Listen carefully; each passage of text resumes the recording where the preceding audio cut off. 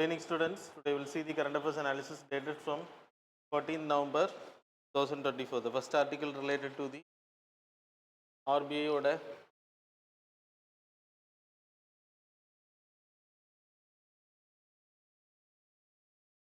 banks. RBI வந்து சில banks listing பண்ணி already RBI oda listing ல இருக்காங்க. அவங்க too big to fail.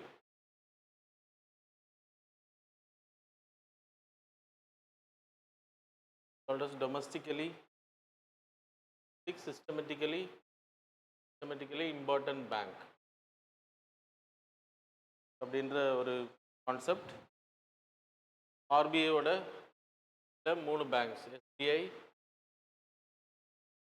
HDFC, ICICI. இதன் அடிப்படையில் கொடுக்கப்படுது அப்படின்னா பேங்க்ஸை பொறுத்த வரைக்கும் அவங்களோட ஹெல்த்தை நம்ம தெரிஞ்சுக்கிறதுக்கு there are indicators. There is a capital adequacy ratio, means tier 1 capital plus tier 2 capital divided by risk weighted assets. Percentage அப்படின்னா 100. ஸோ அவங்களோட that is paid up capital, ஒரு பேங்க் வந்து இன்வெஸ்ட் பண்ணக்கூடிய அவங்க அசைட் பண்ணி வச்சிருக்கக்கூடிய அவங்களோட capital, so owners amount, paid up capital, அப்புறம் அவங்க ப்ராஃபிட்லேருந்து சேர்த்து வைக்கிறது. டயர் 2 கேபிட்டல் அப்படின்றப்போ பேங்க்ஸோட சபார்டினேட் டெட் அசட்ஸ், அப்புறம் ப்ரெஃபரன்ஷியல் ஷேர்ஸ். அதெல்லாம் இப்போ சொல்லலை, நான் எக்கனாமிக்ஸ் படித்தவங்களுக்கு புரியும், நான் ஆல்ரெடி கிளாஸஸில் நடத்தியிருக்கேன். Can study from there. மற்றவங்களுக்கு கன்ஃபியூஸ் ஆகாதனால நான் இப்போ இதெல்லாம் சொல்லலை, ஆனால் யூ வில் கெட் கன்ஃபியூஸ். நார்மலாக கேபிட்டல், பேங்க்ஸோட capital divided by risk weighted assets அப்படின்னா ஒவ்வொரு லோனுக்குமே ஒரு ரிஸ்க் இருக்கும். ஒவ்வொரு லோனுக்குமே எக்ஸாம்பிள் ஒரு ஹவுசிங் லோன் கொடுக்குறீங்க அப்படின்னா there will be a risk will be very less because document இருக்கும். அவங்க கட்டலைன்னா அந்த டாக்குமெண்ட்ஸை வச்சு அவங்க வந்து ஹவுஸை சீஸ் பண்ணி வேலை விட்டு அந்த காசை எடுத்துக்கலாம். So risk will be very less. இப்போ 100 crore ஒரு பேங்க் ஹவுசிங் லோன் கொடுக்குறாங்க அப்படின்னா the risk is 0.1%. ஏன்னா இதுக்கு ஏற்ற மாதிரி ஒரு அமௌண்ட் எடுத்து they need to set aside, that is called as provisioning. ப்ரொவிஷனிங்னு பேர்.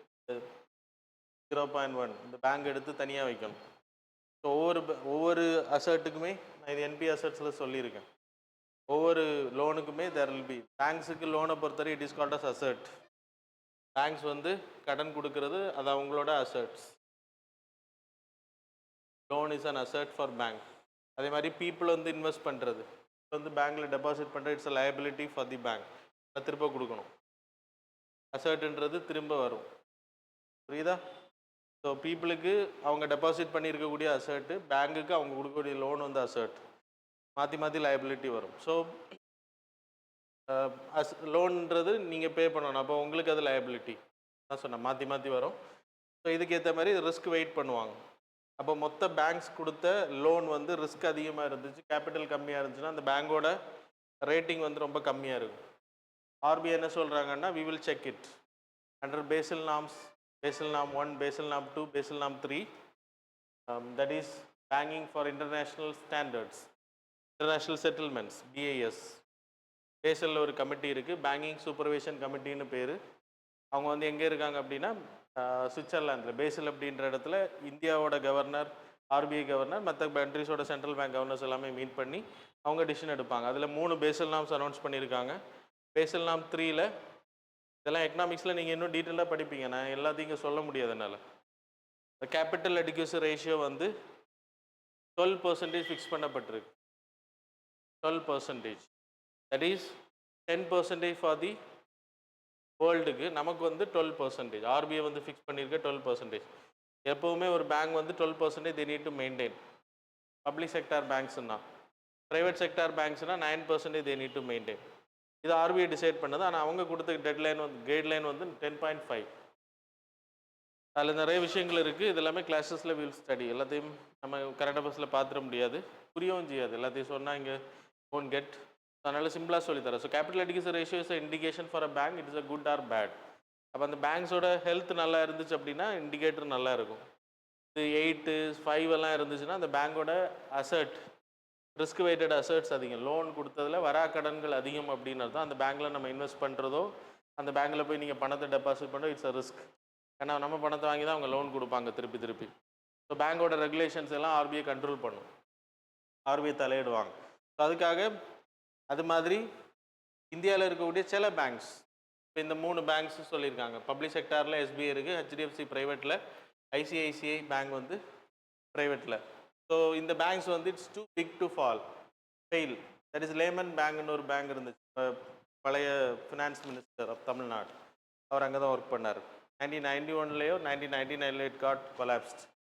இந்த பேங்க்ஸ் கொலாப்ஸ் ஆகும்போது வேர்ல்டோட பொருளாதாரம் பாதிக்கப்படும். பேங்க்ஸ் ஆர் கொலாப்சிங், பீப்புளோட பணம் அதில் இருக்கும்.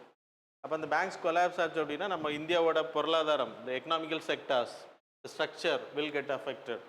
அதனால் இந்தியாவில் அதிகமாக இருக்கக்கூடிய பேங்க்ஸ் அது எப்படி எடுப்பாங்க அப்படின்னா ஜிடிபி, இந்தியாவோட ஜிடிபியில் 2% ஆஃப் தி இந்தியன் ஜிடிபி. நம்மளோட மொத்த ஜிடிபி 2300 பில்லியன் வச்சுக்கோங்க, இன்டு 2%. அதில் 46 பில்லியன் இஸ் த பேங்கோட வேல்யூ இருந்துச்சு அப்படின்னா, பேங்கோட மதிப்பு, அசர்ட்ஸ்.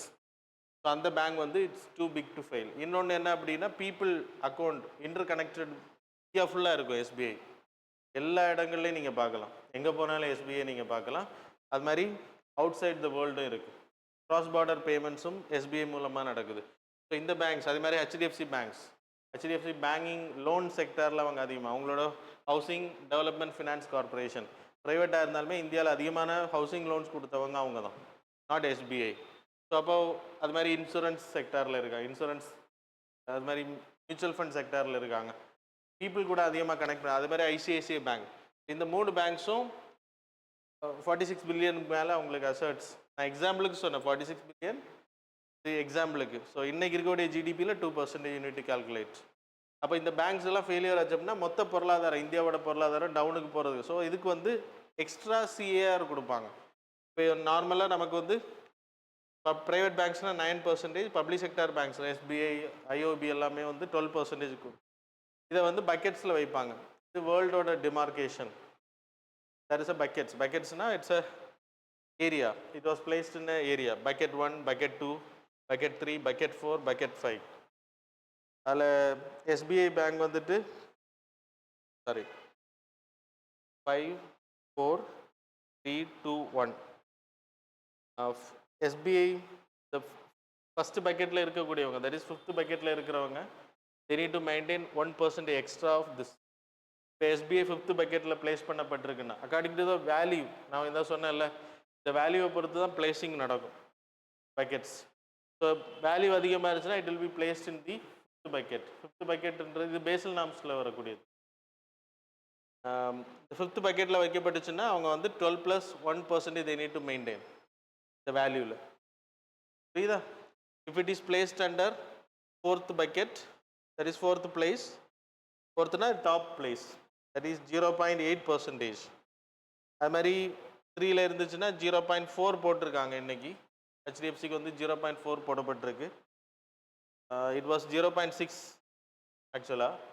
ஏன் அப்படி போட்டிருக்காங்கன்னு தெரில, ஐ need to cross check it.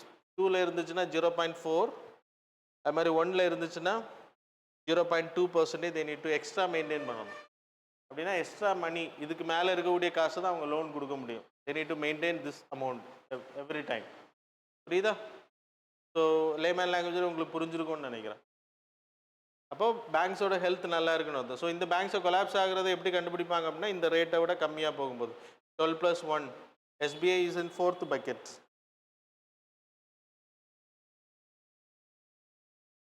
ஆமாம், எஸ்பிஐ வந்து 4th பக்கெட்டில் இருக்குது. அப்போ they need to maintain 0.8. அப்போ 12 + 0.8. மற்றவங்க எல்லாமே ப்ரைவேட். அப்போ 9 + 0.6. ஐசிஐசி ஹெச்டிஎஃப்சி அண்டர் 3 வந்து 40 தான் போட்டிருக்காங்க, 60 வரும். அது ஏன் அப்படி போட்டாங்கன்ற ஐ நீட் டு செக். அது மாதிரி ICICI in one category, first bucket. ஃபஸ்ட்டுனா லோவஸ்ட் பக்கெட். அப்போ 0.2 they need to maintain. 9 + 0.2 அப்படின்னா 20.020.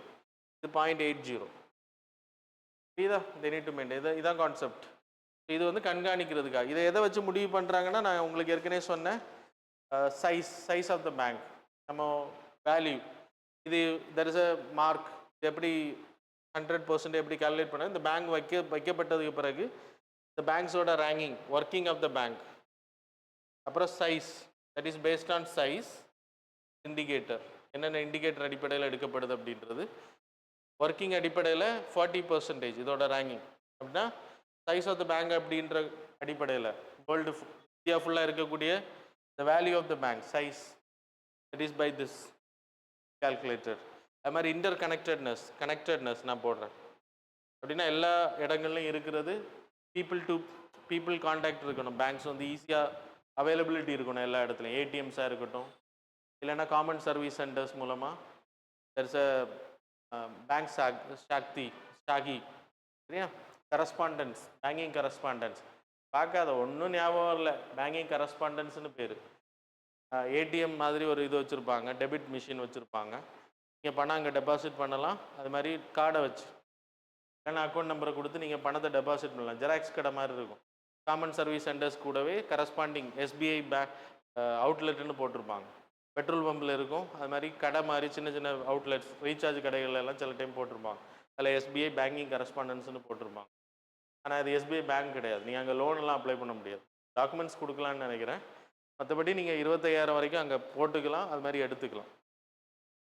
மற்றபடி நீங்கள் ஏடிஎம்மில் எடுக்க முடியாது 25,000. பேங்கிங் கரஸ்பாண்டன்ஸில் எடுத்துக்கலாம். ஈவன் 24/7 அவங்க ஓப்பன் பண்ண எப்போ வேணால் எடுக்கலாம். புரியுதா? அது பேங்க் இல்லாத. ஸோ இந்த மாதிரி கனெக்டிவிட்டி இருக்கணும், பீப்புள் கனெக்டட். அப்புறம் செக்யூரிட்டி லயபிலிட்டி கரெக்டாக பேயிங் இருக்கணும் பேங்கு. அது மாதிரி சப்ஸ்டிடியூட் கேட்டகரி பெயின் மோட். சப்ஸ்டிடியூட்னா இன்டர்நெட் பேங்கிங், அது இன்றைக்கி எல்லாத்துலேயுமே இருக்குது. சொல்கிறேன், என்இஎஃப்டி மொத்தமாக அமௌண்ட்டை ட்ரான்ஸ்ஃபர் பண்ணுற ஆர்டிஜிஎஸ், என்இஎஃப்டி எல்லாம் தெரியும்னு நினைக்கிறேன் உங்களுக்கு. ஆன்லைன் டிரான்சாக்ஷன் பண்ணுறவங்களுக்கு தெரியும். Complexity of work, cross judicial liabilities, வெளிநாடுகளுக்கு பணத்தை அனுப்புறது, இங்கேருந்து இங்கே வாங்குறது, எக்ஸ்போர்ட் இம்போர்ட்டு ஹெல்ப், இந்த மாதிரி எல்லா கேட்டகரியை வச்சு தான் இந்த பேங்க்ஸை ஃபிக்ஸ் பண்ணுறாங்க. ஆக்சுவலி இந்த கான்செப்ட் ஒரிஜினேட் பண்ணது பேசில் நார்ம்ஸில் தான். பேசில் 3 நார்ம்ஸில் கொண்டு வந்தாங்க. பேசில் 3 அப்படின்றது இட்ஸ் 2009 கொண்டு வரப்பட்ட தேர்ட். அதுக்கப்புறம் பேசில் நார்ம்ஸ் வரல. பேங்க்ஸ் வந்து இப்படி மெயின்டைன் பண்ணணும் அவங்களோட க்ரைட்டீரியா. தெர் ஷுட் பி அதில் globally systematic important bank, global systematic important bank, ஜிசிப்னு பேர். அதில் இந்தியாவில் இருக்கக்கூடிய ஒரு பேங்க்ஸும் கிடையாது. 2009 அவங்க அனௌன்ஸ் பண்ணும்போது ஷோ த பிடிஎஃப். ஸோ ஜிசிப்பில் எந்த பேங்குமே கிடையாது. Heading show the head. Domestic systemically important bank. அது மாதிரி ஜிசிப் அப்படின்றது குளோபல் சிஸ்டமிக்கலி இம்பார்ட்டன்ட் பேங்க். அப்போ குளோபலில் இருக்கக்கூடிய பேங்க்ஸில் லேமன் பேங்க் இந்த மாதிரியான பேங்க்ஸ் எல்லாம் வரும். லேமன் பேங்க் இன்றைக்கி அவைலபிள் இல்லை, கொலாப்ஸ் ஆயிடுச்சு. ஸோ அந்த மாதிரியான banks too big to fail, அந்த பேங்க்ஸ் எல்லாம் அதில் வைக்கும். இந்தியாவிலேருந்து ஒரு பேங்க்ஸும் அதில் இல்லாததுனால ஆர்பிஐ வந்து நம்ம ஓனாக ஒன்று க்ரியேட் பண்ணிட்டோம். நம்ம இந்தியாவுக்குள்ளாடி டொமஸ்டிக் சிஸ்டமிக்கலி இம்பார்ட்டன்ட் பேங்க்ஸ் அப்படின்ற concept was created by RBI. RBI வந்து இந்த கேட்டகரியில் இவ்வளோ பேங்க்ஸ் 3 பேங்க்ஸை கிட்டத்தட்ட ஃபஸ்ட்டு வாட்டி லிஸ்ட் பண்ணும்போது ஐசிஐசியும் ஹெச்டிஎஃப்சியும் லிஸ்ட் பண்ணாங்க. சாரி, எஸ்பிஐயும் ஹெச்டிஎஃப்சியும் லிஸ்ட் பண்ணாங்க. சாரி, எஸ்பிஐ ஐசிஐசியும். இப்போது 2 வருஷமாக இந்த ஹெச்டிஎஃப்சியும் ஆட் பண்ணப்பட்டிருக்கு. ஃபியூச்சரில் வேறு பேங்க்ஸும் வரலாம் இந்த காம்படிஷனில் வந்தாங்க அப்படின்னு. Okay, that's about this article. The next article related to the bulldozer culture. Supreme court வந்து நேற்றுக்கு ஜட்ஜ்மெண்ட்டில் so they have stop this bulldozer culture. Bulldozer culture அப்படின்னா அதிகமாக கேள்விப்படுறேன். புல்டோசரை வச்சு வீடுகளை இடிக்கிறது. யாராச்சும் இந்த ஒரு கம்யூனிட்டியில் ஒரு தப்பு பண்ணி, இப்போ நேற்றுக்கு ஒரு பையன் ஒரு டாக்டரை போய் குத்திருக்கான். நம்ம புல்டோசர் கல்ச்சரில் இருந்தால் இன்றைக்கி அவன் வீடெல்லாம் அடித்து காலி பண்ணிடுவோம். நம்ம அப்படி கிடையாது. ஏன்னா 2 சைட்லேயும் தப்பு இருக்குது இதில்.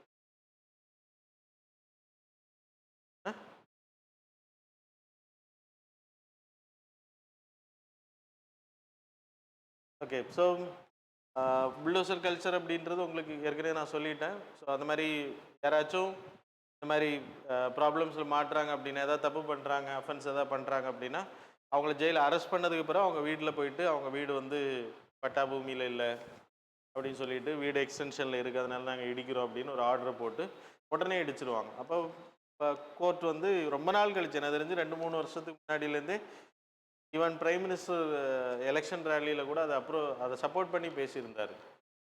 யோகி கவர்மெண்ட் வந்து இட்ஸ் அ புல்டோசர் கவர்மெண்ட் அப்படின்னா வி வில் அப்படின்றது அது வந்து ஒரு அநாகரிகமான விஷயம். சரியா? ஒரு தப்பு பண்ணுறாங்கன்றது சுப்ரீம் கோர்ட்டாக தான் சொல்லியிருக்கு. ஒருத்தன் தப்பு பண்ணுறான்னா அந்த ஃபேமிலி என்ன பண்ணுச்சு உங்களுக்கு?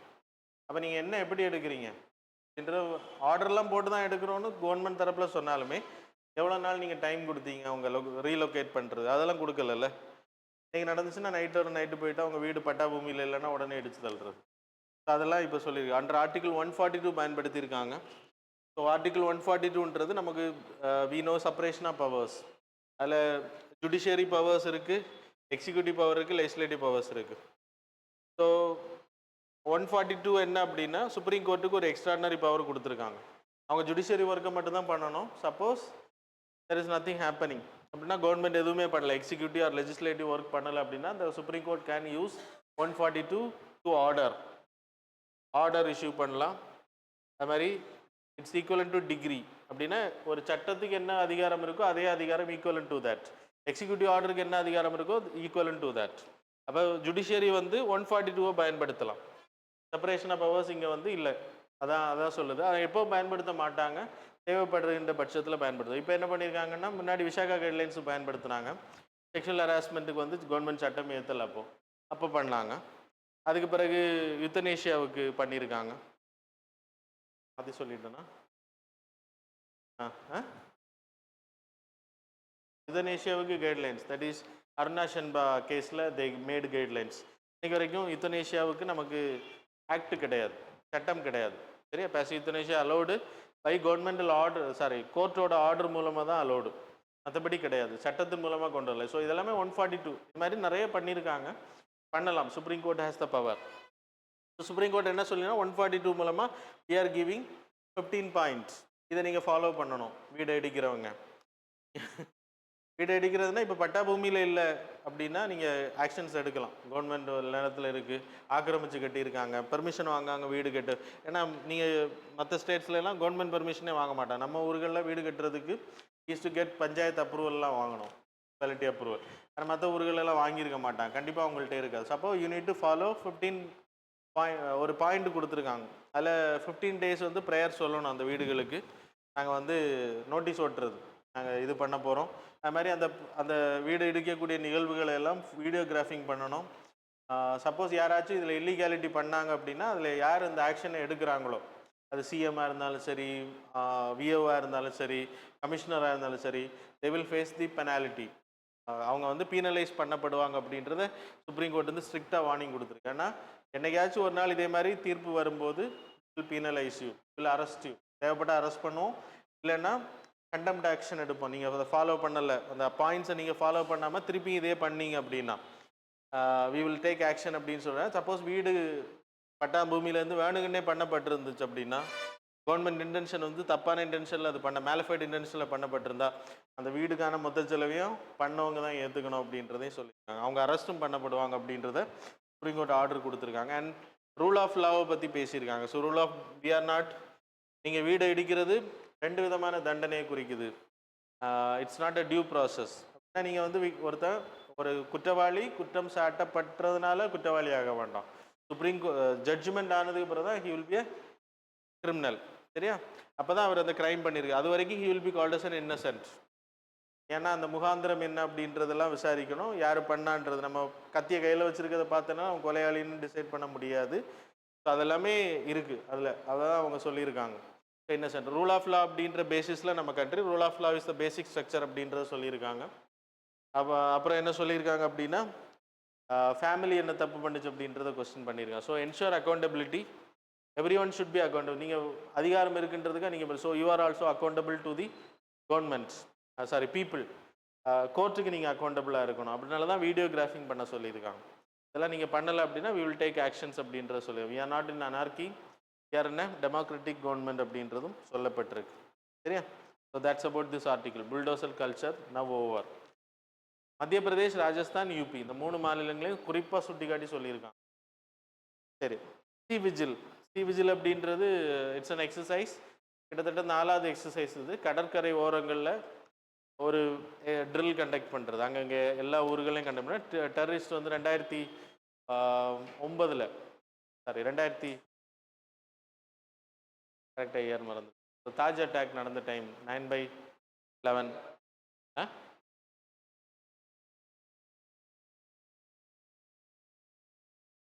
கீழே இருக்கு ஸ்க்ரோல் பண்ண 2008 மேலே இருக்கு. ஆஹா 26/11 அட்டாக்கு பிறகு 2018 ஸ்டார்டட் திஸ் இனிஷியேஷன். 2018 இந்த இனிஷியேஷன் ஆரம்பித்தோம். இது 4வது ட்ரில். தெரிஞ்சு 2008ன்னு தான் நினைக்கிறேன். ஸோ எனிவே லீவ் இட், அது இம்பார்ட்டன்ட் கிடையாது. இம்பார்ட்டன்ட் செக்யூரிட்டி பேப்பரில் இம்பார்ட்டன்ட் நீங்கள் பார்க்கணும். ஆல்ரெடி நடத்தியிருக்கேன், பார்த்துக்கோங்க. டூ லைக் அட்டாக்கு பிறகு வி கண்டக்டட் திஸ் லைக் நிறைய ப்ரிப்பேர்ட்னஸ் பண்ண ஆரம்பிச்சோம். சி ஏரியாஸில் தீவிரவாதிகள் வர்றது தடுக்கிறது. ஸோ அது மக்களை வந்து பயன்படுத்த ஆரம்பிச்சோம். கம்யூனிட்டி பீப்புள், அது மாதிரி என்சிசி பீப்புள், அது மாதிரி ஸ்கவுட்டு, இந்த மாதிரி வாலண்டியர்ஸை நம்ம பயன்படுத்தி அவங்களையும் அந்த ட்ரில்ஸில் பயன்படுத்துறது. Army, navy etcetera every one will participate in this. அது வந்து கண்டக்ட் பண்ணப்பட்டிருக்கு. ஸோ எதுக்கு அப்படின்னா அவேர்னஸ் க்ரியேட் பண்ணுறதுக்காகவும் எப்படி நம்ம காம்பேக்ட் பண்ணுறது terrorism, counter terrorism effectives. So that's about this article. The next article related to the conference of பார்ட்டிஸில் so UNFCCC நேற்றுக்கே நம்ம எக்ஸ்பிளைன் பண்ணியாச்சு. நான் திருப்பி இது சொல்ல மாட்டேன். ஆனால் லாஸ்ட்டில் திருப்பி யுஎன்எஃப்சியை பற்றி ஒரு வாட்டி பார்க்கலாம். யுஎன்எஃப்சிசியோட கான்ஃபரன்ஸ் ஆஃப் பார்ட்டிஸ் மீட்டிங் 29 அசர்பைஜானில் நடந்துகிட்டு இருக்கு, பக்குன்ற பிளேஸில். அதில் நேற்றுக்கு வந்து நியூ கலெக்டிவ் குவான்டிஃபைட் கோல் அதை வந்து டிராஃப்ட் பண்ணியிருக்காங்க. நான் சொன்னேன்ல உங்களுக்கு அதை பண்ண போகிறாங்க அப்படின்றது. 2009 ஃபஸ்ட் டைம் குளோபல் கிளைமேட்டுக்கான ஃபினான்ஸை க்ரியேட் பண்ணணும் அப்படின்ற ஒரு தாட் வந்துச்சு. 2009 கோப்பன்கன் கிளைமேட் சேஞ்ச் அக்ரிமெண்ட்டில். அதில் வந்து 2020 we need to collect 100 billion அப்படின்ற அதுக்கு பேர் க்ரீன் கிளைமேட் ஃபண்ட் அப்படின்னு பேர். அதுக்கு பிறகு பேர் வச்சாங்க. அதுக்கு பிறகு தொடர்ந்து அது தள்ளி போடப்பட்டுச்சு. 2025 we need to create 100 billion fund.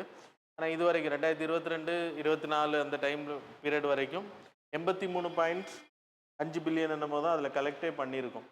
இன்னும் அந்த 100 பில்லியன் நம்ம கலெக்ட் பண்ணலை. இதோட டார்கெட் என்ன அப்படின்னா நம்ம வந்து 5.5 to 6.8 trillion 2030 we need to collect. அப்படின்னா அந்த அளவுக்கு செலவு பண்ணணும். அப்போ தான் நம்ம அந்த கிளைமேட் சேஞ்ச் டார்கெட்டை அச்சீவ் பண்ண முடியும் அப்படின்றது. அதுக்கு தான் நியூ கலெக்டிவ் குவான்டிஃபைட் கோல் அப்படின்றது போடப்பட்டிருக்கு. அதில் அந்த டிராஃப்ட் வந்து நேற்றுக்கு இனிஷியேட் பண்ணியிருக்காங்க. அதில் இனி சேஞ்சஸ் எல்லாம் பண்ணுவாங்க. சேஞ்சஸ் பண்ணதுக்கு பிறகு ஃபுல் டிராஃப்டாக அது முடிஞ்சதுக்கு பிறகு தான் வெளியில் வரும். இப்போதைக்கு இருக்கிறத நான் சொல்லிடுறேன். 100 பில்லியன் ஆனுவலி ஆஃப்டர் 2025. போஸ்ட் 2025க்கு பிறகு 100 billion every year we need to invest. யார் கொடுக்கணும்னா டெவலப்பிங் கண்ட்ரீஸில் இனிஷியேட் பண்ணணும். அவங்க வந்து சும்மா கொடுக்க வேணாம். நம்ம ஊரில் ஓடக்கூடிய பஸ்ஸஸ் எல்லாம் மாற்றி கொடுக்குறது, க்ரீன் பஸ்ஸஸாக, அந்த மாதிரி நிறைய இன்வெஸ்ட்மெண்ட்ஸ் பண்ணணும். ட்ரான்ஸ்லேஷன் பண்ணுறது ஹெல்ப் பண்ணணும். ஏன்னா இந்தியாவோட பணத்தை வச்சு நம்ம இதெல்லாம் மாற்றுறதுக்கு இட் வில் டேக், எனக்கு தெரிஞ்சு 2100 முடியாது, 2200 கூட ஆக வாய்ப்பு இருக்குது. நம்ம இந்தியாவில் ஓடக்கூடிய என்ன தெரிஞ்சு 1940 ஓடின பஸ்ஸெல்லாம் இப்போ ஓடிட்டுருக்கு. கண்டிப்பாக இருக்குது, ட்ரெயின்லாம் கிடையாது. நிறைய காலேஜ் பஸ்ஸஸ், அந்த காலத்தில் உள்ள காலேஜ் பஸ்ஸஸ்லாம் அதை ஒப்பேற்றிட்டு இருக்காங்க. அந்த பஸ்ஸஸை பார்த்தாலே தெரியும். சாரி நிறைய காலேஜ் பஸ்ஸஸ் நீங்கள் சென்னையில் போய் பார்த்தீங்கன்னா பழைய அரசு பஸ்ஸை தான் வாங்கி அதை மெயின்டைன் பண்ணி விட்டுட்ருக்காங்க. Sorry for the naming. Okay, so 2025க்கு பிறகு 100 billions every year unit invest. So இதை வந்து மானிட்டர் பண்ணணும், இதில் அக்கௌண்டபிலிட்டி க்ரியேட் பண்ணணும், எல்லா கண்ட்ரிஸும் கொடுக்கணும். எனக்கு தெரிஞ்சு யூஎஸ் இதுலேருந்து வெளியில் போயிடும்னு நினைக்கிறேன். ஏன்னா கண்டிப்பாக ட்ரம்ப் வந்து ஒரு வாட்டி பாரிஸ் கிளைமேட் சேஞ்ச் அக்ரிமெண்ட்லேருந்து வெளியில் போனார். பைடன் வந்த அப்புறம் திருப்பி ஜாயின் பண்ணாங்க. இனி திருப்பி இவர் என்ன முடிவு எடுக்க போகிறார்? இவங்க பட்ஜெட்டை வேறு ஹெவியாக சொல்கிறாங்க. 5லேருந்து 6.8 அப்படின்னா ஈக்குவலன் டு 7 ட்ரில்லியன். அப்படின்னா அமெரிக்கா தான் நிறைய பே பண்ண வேண்டியது இருக்கும். இதில் கண்டிப்பாக அவங்க ஒத்துக்க மாட்டாங்க. ஸோ ப்ரொடெக்ஷனிசம் கண்டிப்பாக அவங்க அந்த கவலைப்பட மாட்டாங்கன்னு நினைக்கிறேன். பட் கன்வின்ஸ் பண்ணப்பட்டால் வாய்ப்புகள் இருக்குது. ஸோ தப்புகளை திருத்திக்கலாம் இல்லையா? இன்க்ரீஸ் ஃபினான்சிங் கமிட்மெண்ட், ஃபேர்னஸ், அதை இன்வெஸ்ட் பண்ணுறதுல ஃபேர்னஸ் இருக்கணும் அப்படின்றது சொல்லப்படுது. ஸோ ஃபியூச்சரில் we will see what they will do. சரியா? இது ஆர்டிகிள் 9 ஆஃப் தி இது நியூ கலெக்டிவ், இது important, new collective quantified goal. Article 9 of the Paris climate change அக்ரிமெண்ட்டில் சொல்லப்பட்டிருக்கு. க்ரீன் கிளைமேட் ஃபண்டுன்னு சொல்லலாம், நியூ கலெக்டிவ் குவான்டிஃபைட் கோல் அப்படின்னு சொல்லலாம். ஏன் ஃபண்டுன்னு சொல்லப்படலை அப்படின்னா, huge amount use for clean climate change fund. Climate சேஞ்சுக்கு மட்டும் இல்லை, மற்றதுக்கும் பயன்படுத்தலாம். அதுக்கு தான் ஸோ காம்பேட்டிங் எல்லா வேஸ்லையும் பயன்படுத்த முடியும் ஃபண்டை. அதுக்காக தான் அது அப்படி வச்சுருக்கப்பட்டிருக்கு. சரி, நெக்ஸ்ட்டு வேர்ல்டு டயபெட்டிஸ் கேசஸ். நம்ம இந்தியா வந்து quarter of the world diabetes கேபிட்டலாக நம்ம மாறிட்டு இருக்கோம். 25% வேர்ல்டில் இருக்கக்கூடிய டயபெட்டிஸ் கேசஸ் இந்தியாவில் தான் இருக்குதுன்னு சொல்லப்படுது. 828 million people 828 million people world வைடில் டயபெட்டிஸ்னால் பாதிக்கப்பட்டிருக்காங்க. அதில் 212 மில்லியன் இந்தியாவில் தான் இருக்காங்க அடல்ட் பீப்புள். அதில் இந்தியா சைனாவுக்கு முன்னாடி இருக்குது. யூஎஸ், பாகிஸ்தான், இந்தோனேஷியா, பிரேசில் இதுக்கு எல்லாத்துக்கும் முன்னாடி இருக்குது, ஃபஸ்ட்டு பிளேஸில் ஹேவிங். ஸோ டயபெட்டிஸ் வந்து என்னென்னு தெரியும் உங்களுக்கு, டைப் 1 டைப் 2 எல்லாம் இருக்குது. டயபெட்டிஸ் எதனால் வருது அப்படின்னா, பேன்க்ரியாஸ் இன்சுலின் சுரக்காமல் இருந்துச்சு அப்படின்னா இந்த இன்சுலின் வந்து குளுக்கோஸை கன்வெர்ட் பண்ணும். எக்ஸஸ் குளுக்கோஸை நம்ம உடம்புலேருந்து எடுத்து லிவரில் இது பண்ணி வைக்கும், ஃபேட்டாக மாற்றி வைக்கும்.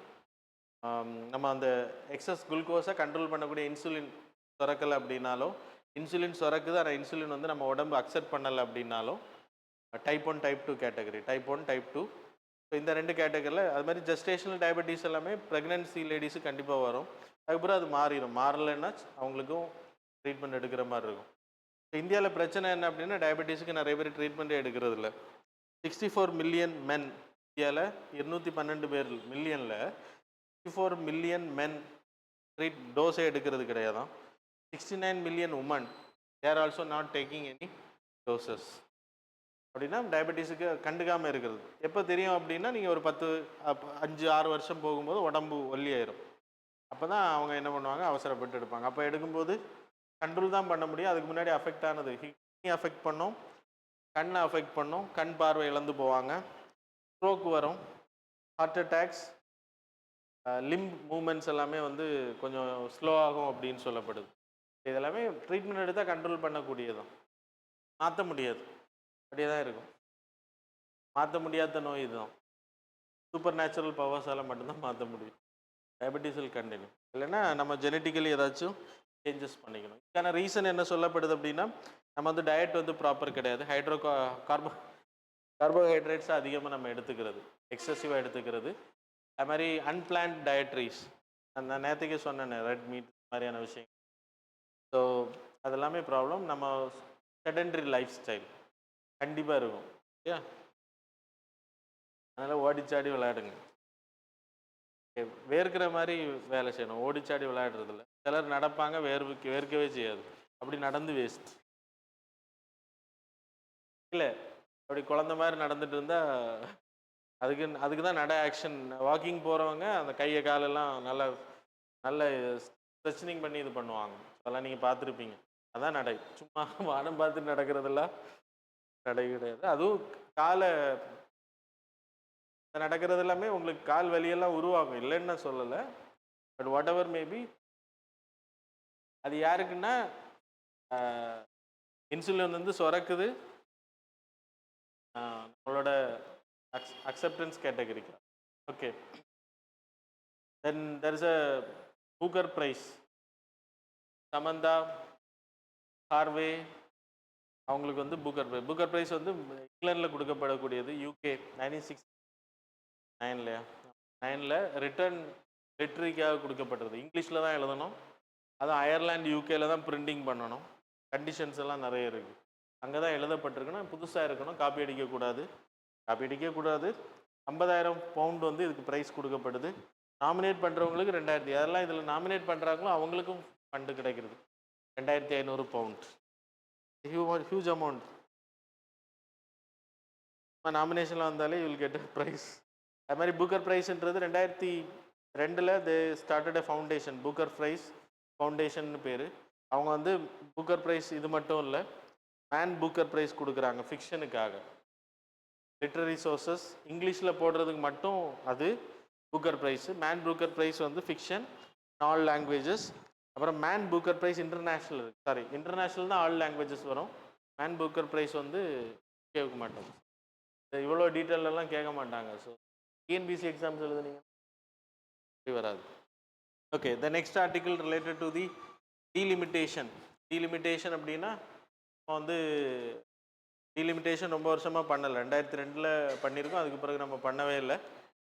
கேலிப்ரேட்டிங் அப்படின்னா ரீகேலிப்ரேட்டிங் தி லோக்சபா கான்ஸ்டிடுவன்சி. நம்மளோட லோக்சபா கான்ஸ்டிடுவன்சி கன்னியாகுமரி டிஸ்ட்ரிக்ட் ஃபுல்லாக. ஃபியூச்சரில் இது கன்னியாகுமரி டிஸ்ட்ரிக்டை ரெண்டாக பிரிக்கிறதுனா லோக்சபா 1, லோக்சபா 2 அப்படின்னு சொல்லிட்டு மேற்கு சைடு அந்த பக்கம் ஒரு கேண்டிடேட்டு, இந்த பக்கம் ஒரு கேண்டிடேட். அது மாதிரி உங்கள் டிஸ்ட்ரிக்டையும் பிரிப்பாங்க, பார்க்காத. டிஸ்ட்ரிக்ட் பிரிக்கிறது இல்லை, தொகுதிகளை வந்து பிரிக்கிறது. இப்போ நமக்கு கன்னியாகுமரி டிஸ்ட்ரிக்டில் 6 கான்ஸ்டிடுவன்சிஸ் ஆர் தேர், எம்எல்ஏ கான்ஸ்டிடுவன்சிஸ். அது அப்படியே தான் இருக்கும். லோக்சபா கான்ஸ்டிடுவன்சிஸ் வந்து ஒன்று தான் இருக்குது. பாப்புலேஷன் அடிப்படையில் 10 லட்சத்துக்கு ஒரு ஆள், 10 லட்சத்துக்கு மேலே இருந்தாங்கன்னா அந்த செப்பரேட்டட். ஆனால் நம்ம இந்தியாவை பொறுத்த வரைக்கும் நமக்கு இருக்கக்கூடிய பிரச்சனை அப்படின்னா டீலிமிட்டேஷனை வந்து 2026 வரைக்கும் நம்ம பிரச்சனை இல்லை, 2026 வரைக்கும் நம்ம அதை ஸ்டாப் பண்ணி வச்சுருக்கோம். வாஜ்பாய் பீரியடில் நோ தட். 2025 வரைக்கும் லோக்சபா எக்ஸ்டென்ஷனையும் ஸ்டாப் பண்ணி குறைச்சி வச்சுருக்கணும், 545 அப்படின்றது. 2026 வரைக்கும் டீலிமிட்டேஷன் பண்ணக்கூடாது. 2029 எலெக்ஷன் நடக்கும்போது டீலிமிட்டேஷன் அதுக்கு முன்னாடி பண்ணிடுவாங்க. ஏன்னா சென்சஸை வந்து இனி எடுக்க போகிறாங்க, எடுத்த பிறகு டீலிமிட்டேஷன் பண்ணுவாங்க. நம்ம 1971 சென்சஸ் அடிப்படையில் தான் இன்னைக்குள்ள டீலிமிட்டேஷன் இருக்குது. அதுக்கு பிறகு நம்ம பண்ண டீலிமிட்டேஷன்ஸ் எல்லாமே வந்து அதன் பேஸ் பண்ணி தான், 1971 பேஸ் பண்ணி தான். அதுக்கு பிறகு நம்ம பண்ணவே இல்லை. 2002க்கு பிறகு நம்ம டீலிமிட்டேஷனே பண்ணலை. அதுக்கான ரீசன் நிறைய இருக்குது. ஏன்னா பாப்புலேஷன், நம்மளோட தமிழ்நாடு, கேரளா, வெஸ்ட் பெங்காலோட ஃபெர்டிலிட்டி ரேட்டு இப்போ வெஸ்ட் பெங்கால் இஸ் லெஸ், 1.8, 1.6லேருந்து 1.8 தான் இருக்கும். சொல்கிறதுலே ஒரு ரீசன் இருக்குது, பாப்புலேஷன் அதிகப்படுத்தணும்னு சொல்கிறதுல. நீங்கள் நார்த் இந்தியாவை எடுத்துக்கிட்டிங்கன்னா 3.5 ஹிந்தி ஸ்பீக்கிங் பாப்புலேஷன். எப்படி சொல்லப்படுதுன்னா, நீங்கள் நான் Hindi speaking population, Hindi speaking population 3.5%. அப்போ அவங்களோட பாப்புலேஷன் 2027 உங்களுக்கு சென்சஸ் எடுக்கிறாங்க, இல்லைன்னா 2026 எடுத்துட்டாங்கன்னு வைங்க, 2025 ஆரம்பிப்பாங்கன்னு நினைக்கிறேன். அதை அனௌன்ஸ் பண்ணும்போது உங்கள் பாப்புலேஷன் யாருக்கு அதிகமாக இருக்குன்னா அவங்களுக்கு. பாப்புலேஷன் அடிப்படையில் நீங்கள் லோக்சபா கான்ஸ்டிடுவன்சிஸை பிரிக்கும்போது கண்டிப்பாக உங்களுக்கு கம்மியாக, உங்களுக்கு 25லேருந்து 40% சீட்டு கம்மியாகுமா. ஏன்னா இன்றைக்கி இருக்கிற 39 சீட்டில் எனக்கு தெரிஞ்சு 30 சீட்டு தான் வரும், மற்றதெல்லாம் போயிடும் உங்களுக்கு, வேலை முடிஞ்சிடும். Because you controlled your population. அது நம்ம பண்ண தப்பா? சரி, அது மாதிரி 25லேருந்து 27% சீட்ஸ் ஹிந்தி ஸ்பீக்கிங் பாப்புலேஷனுக்கு வந்து இப்போ இருக்கிறதுலேருந்து 40லேருந்து 60% சீட்டு இன்க்ரீஸ் ஆகுமா. யூபியெல்லாம் டபுள் மடங்கு அதிகம், ஏற்கனவே நிறைய இருக்காங்க, இன்னும் அதிகமாயிரும் அப்படின்னு சொல்லப்படுது. ஓகே, ஸோ அப்படி வந்துச்சுன்னா இட் வில் மேக் ஃபெடரேஷன் கான்செப்டில் நமக்கு இருக்கக்கூடிய பிரச்சனைகள் ஆரம்பிக்கும் அப்படின்னு சொல்லப்படுது. இப்போவே நமக்கு ஃபண்டு தர மாட்டேங்கிறாங்க, இல்லை நம்ம வாய்ஸ் அங்கே குறைஞ்சிருச்சுன்னா சொல்லி முடிஞ்சிடும். அப்போ பண்ண விட மாட்டாங்கன்னு நினைக்கிறேன். தே வில் மேக் கமிட்டிஸ், கொஞ்ச நாள் இழுத்தடிப்பாங்க, அது கமிஷன்ஸ் எல்லாம் அமைக்கப்படும், நிறைய நாள் போகும். ஆனால் வேணுங்கன்னு பண்ணணும்னு நினச்சா பண்ணிடலாம். அப்போது இதை என்ன பண்ணலாம் அப்படின்னா சொல்யூஷன் சொல்கிறாங்க இந்த பேப்பர்லேயே, ஆர்டிக்கிளே சொல்யூஷன் கொடுக்குறாங்க. என்ன அப்படின்னா இந்த சொல்யூஷனை தள்ளி போடுறது. ஏன்னா அவங்க ஃப்ரீஸ் பண்ணி வச்சாங்க 2026 வரைக்கும், நீங்கள் ஒரு 2050 வரைக்கும் ஃப்ரீஸ் பண்ணி வைங்க. ஏன்னா அப்பாச்சு இங்கே பாப்புலேஷன் குறையும்னு எதிர்பார்க்குறாங்க. எனக்கு தெரிஞ்சு வாய்ப்பு ரொம்ப கம்மி தான். 2050 இந்த மாதிரி ஃப்ரீஸ் பண்ணி வைக்கிறது இப்போதைக்கு அது வேணாம் அப்படின்றது. இப்போ இருக்கிறதே கண்டினியூ ஆகட்டும், இல்லைன்னா அந்த 545 550 மாற்றிடலாம். லோக்சபாவில் 545 குறைச்சி வச்சுருக்கோம்ல, அதை வந்து 550 மாற்றிடலாம். அப்புறம் எக்ஸ்டெண்டட் த ஃப்ரீஸ், பெர்மனெண்ட்டாக ஃப்ரீஸ் பண்ணுறது, ஒன்றி கொஞ்ச நாள் எக்ஸ்டெண்ட் பண்ணுறது, இல்லைன்னா பெர்மனெண்ட்டாக ஃப்ரீஸ் பண்ணுறது. Delimitation more powers to the states, இல்லைன்னா டீலிமிட்டேஷன் பண்ணிவிட்டு பவர்ஸை வந்து ஸ்டேட்டுக்கு அதிகமாக கொடுங்க. கன்கரண்ட் லிஸ்ட்டில் இருக்கிறது எல்லாத்தையும் ஸ்டேட் லிஸ்ட்டுக்கு மாற்றணும் அப்படின்னு சொல்லப்படுது. ரெக்கமெண்டேஷன்ஸ் தான். சரி, இதை நீங்கள் ஏற்றுக்கிறது உங்கள் விருப்பம். இல்லைன்னா நம்ம ஸ்டேட்டுக்கெல்லாம் சீட்டை இன்க்ரீஸ் பண்ணிவிட்டு அவங்கள இன்க்ரீஸ் பண்ண சொல்கிறாங்க. நம்ம அப்போ எப்படி இன்க்ரீஸ் பண்ணுறதுன்னு எனக்கு தெரில. பாப்புலேஷனும் கம்மி. அப்போ இப்போ இருக்கக்கூடிய ஸ்டேட்ஸ், நம்ம ஸ்டேட்ஸோட பாப்புலேஷன் ஒரு ப்ரொபோர்ஷன் அடிப்படையில் ஒவ்வொரு ஸ்டேட்டுக்கும் ஒரு 10 சீட்டு எக்ஸ்ட்ரா கொடுத்துட்டு, அப்படி கொடுத்தா கூட நம்ம மேட்ச் ஆக மாட்டோம் யூபிக்கெல்லாம். சரியா? ஓகே, ஸோ எனிவே இதெல்லாம் சஜஷன்ஸ். நீங்கள் கான்செப்டை தெரிஞ்சுக்கோ. டீலிமிட்டேஷன் கமிஷன் என்னன்றது நான் இங்கே போடலை. It was appointed by the president from time to time. இந்த மாதிரி ரீகான்ஸ்டியூஷன் பண்ணுறது, ரீகேலிபிரேஷன் பண்ணுறதுக்காக பண்ணக்கூடியதான். சரியா? சுப்ரீம் கோர்ட் நீதிபதிகள் தலைமையில் தான் போடும். இப்போ ஜம்மு அண்ட் காஷ்மீருக்கு பண்ணாங்க, அசாமில் சில ஏரியாஸுக்கு பண்ணாங்க. நாங்கள் வந்து உங்களுக்கு தெரியும் இப்போ தான் அது ஜம்மு அண்ட் காஷ்மீர் யூனியன் டெரிட்டரியாக மாற்றப்பட்டுச்சு வித் லெஜிஸ்லேட்டிவ் அசம்பிளி. சரியா? Okay, the next 8th article related Indian Ocean dialogue. Indian Ocean dialogue November 14 அந்த டயலாக் வந்து கண்டக்ட் பண்ணப்படுது. 2013 it originated. Indian Ocean rim association ஒரு அசோசியேஷன் இருக்குது. இந்தியன் ஓஷன் சீ படக்கூடிய அந்த கடல் தண்ணி படக்கூடிய கண்ட்ரிஸ் எல்லாமே அந்த டயலாக்ல இருப்பாங்க. அந்த அசோசியேஷன் மீட்டிங்கில் யூஎஸ் வந்து கலந்துக்கிட்டாங்க. அவங்க இந்தியன் ஓஷனில் இல்லைனாலும் அவங்களும் கலந்துக்கிட்டாங்க இன்வைட்டியா. ஸோ அவங்க வந்து அவங்களும் இந்தியாவும் சேர்ந்து we started Indian Ocean dialogue. ஏன்னா யூஎஸோட பங்களிப்பு ரொம்ப இம்பார்ட்டன்ட் சைனாவுக்கு பேலன்ஸ் பண்ணணும் அப்படின்னா. ஏன்னா இங்கே இருக்கக்கூடிய இயற்கை வளங்கள் ரொம்ப அதிகம். இந்தியா வந்து மெயின் கண்ட்ரி ஏரியா. அப்போ அதை ப்ரொடெக்ட் பண்ணணும். இந்தியன் ஓஷனை ப்ரொடெக்ட் பண்ணணும்னா இந்தியா வந்து இம்பார்ட்டன்ட் அப்படின்றது யூஎஸ். நேற்றுக்கு நான் உங்களுக்கு சொன்னேன் இந்தியன் மிடில் ஈஸ்ட் எக்கனாமிக் காரிடார்லேயும் யூஎஸ் வந்து இந்தியாவை அதில் பிடிச்சி விடுறதுக்கான ரீசனே ப்ராப்ளமை சால்வ் பண்ணுற India is a big leader in this. அது தவிர்க்கப்படாத உண்மையும் கூட. சரியா? சிரிக்கிறதுக்கு ஒன்றும் இல்லை, தவிர்க்கப்படாத உண்மையும் கூட. ஓகே, ஸோ இந்தியா யூஎஸ் இது எதுக்கு ஹெல்ப் பண்ணோன்னா cooperation on security, economical, Jio political issues. அங்கே இருக்கக்கூடிய சின்ன சின்ன பிரச்சனை, இப்போ ஸ்ரீலங்காவில் நடக்கக்கூடிய இஷ்யூஸ், மியான்மரில் நடக்கக்கூடிய இஷ்யூஸ் எல்லாம் நம்ம தான் போய் தீர்த்து வைக்கிறோம். அப்படி தானே? தீர்த்து வைக்கணும். ஆக்சுவலாக பஞ்சாயத்து பண்ணணும், அதை யூஎஸ் விரும்புது. ஆனால் நம்ம அதில் எல்லாம் நம்ம பஞ்சாயத்தே பெரிய பஞ்சாயத்து அப்படின்ற அப்படி விட்டுறோம். ஸ்ரீலங்காவில் நம்மளோட பாலிசி வந்து non interference into others politics or interference அப்படின்றப்ப நம்ம. ஆனால் இன்னசென்ட் பீப்புள் கொல்லப்படும் போது நம்ம அப்படியே உட்காந்துருந்தா அதுவும் தப்பு தானே? அதுவும் தப்பு தான். ஓகே, மேரிடைம் செக்யூரிட்டி, அப்புறம் எனர்ஜி சப்ளை, ப்ளூ எக்கானமியை வந்து அதிகப்படுத்துறதுக்கு கடல் வளங்களை வந்து அது கவுண்டர் பேலன்ஸ் பண்ணுறது சைனாவை கவுண்டர் பேலன்ஸ் பண்ணால் US is a main important. அதனால் இந்தியாவும் யூஎஸும் இந்த டயலாக் கண்டக்ட் பண்ணுறாங்க. Disaster preparedness, defence technology collaborations, ஆயுதங்களை அதிகப்படுத்து, ரேடார் சர்வேலன்ஸ் அதிகப்படுத்துறது. குவாடில் 2 கண்ட்ரிஸும் இருக்கும். இதெல்லாமே இம்பார்ட்டண்ட்டாக சொல்ல. ஸோ 2013 தான் இது ஆரம்பிக்கப்பட்டு. It's a track 1.5 diplomacy. Track 1.5 டிப்ளமசின்னா என்னது? அஃபிஷியல் நான் அஃபிஷியல் மீட்டிங்ஸ். ட்ராக் 1.5 இதெல்லாம் நீங்கள் நோட் பண்ணிக்கோங்க. எங்கே நோட் பண்ணணும்னா இன்டர்நேஷ்னல் ரிலேஷன் நோட்ஸ் எல்லாருக்குமே இப்போ நடத்திட்டு இருக்கேன். அப்போ இன்டர்நேஷ்னல் ரிலேஷன் நோட்ஸில் நீங்கள் ட்ராக் 1.5 இருக்க இடத்துல இதை எக்ஸாம்பிள் எழுதுங்க, இந்தியன் ஓஷன் டயலாக் புதுசாக எழுதுங்க, அவ்வளோதான். சரி, ஆட் பண்ணிக்கோங்க. புரிஞ்சுதா? So that's about this article. Now we will move on to the MCQ ஃபாஸ்ட்டாக.